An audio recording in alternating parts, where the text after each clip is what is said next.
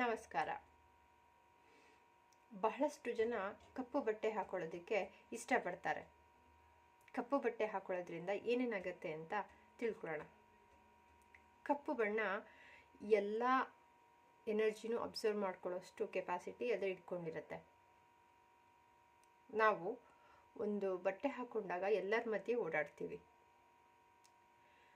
ಒಳ್ಳೆದಾಗಿ ಯೋಚನೆ ಮಾಡೋರು, ಬೇಡವಾದ್ದಾಗಿ ಯೋಚನೆ ಮಾಡೋರು, ಎಲ್ಲ ಥರದ ಜನದ ಮಧ್ಯೆ ಓಡಾಡ್ತೀವಿ. ಒಳ್ಳೆಯದಾಗಿ ಯೋಚನೆ ಮಾಡೋರು ಒಳ್ಳೆ ಎನರ್ಜಿನ ಇಟ್ಕೊಂಡಿರ್ತಾರೆ.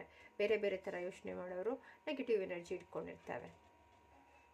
ನಾವು ಯಾವಾಗ ಕಪ್ಪು ಬಟ್ಟೆ ಹಾಕೋತಿರೋ ನಾವು ಎಲ್ಲ ಎನರ್ಜಿನೂ ರಿಸೀವ್ ಮಾಡ್ಕೊತೀವಿ. ಇದರಿಂದ ಏನಾಗುತ್ತೆ? ಇದರಿಂದ ಇದು ನಮ್ಮ ದೈಹಿಕ ಆರೋಗ್ಯದ ಮೇಲೆ ಅದು ಎಫೆಕ್ಟ್ ಆಗುತ್ತೆ.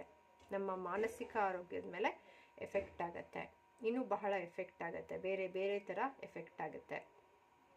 ಅದಕ್ಕೇನೆ ನಮಗೆ ಎಲ್ಲರ ಎನರ್ಜಿನೂ ಬೇಡ, ನಾನು ತಗೊಳ್ಳೋದು ಬೇಡ ಅಂತ ಅಂದರೆ ಅಂಥ ಸಮಯದಲ್ಲಿ ಕಪ್ಪು ಬಟ್ಟೆ ಹಾಕೋಬೇಕಾ ಬೇಡವಾ ಅಂತ ಯೋಚನೆ ಮಾಡಿ.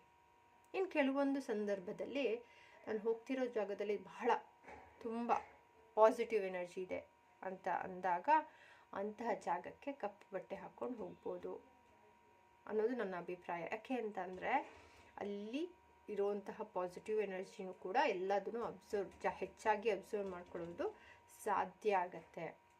ಈ ಕಪ್ಪು ಬಣ್ಣ ಒಳ್ಳೆಯದು ಕೆಟ್ಟದು ಅಂತ ವ್ಯತ್ಯಾಸ ನೋಡಲ್ಲ, ಎಲ್ಲದನ್ನು ಅಬ್ಸರ್ವ್ ಮಾಡ್ಕೊಳ್ಳುತ್ತೆ.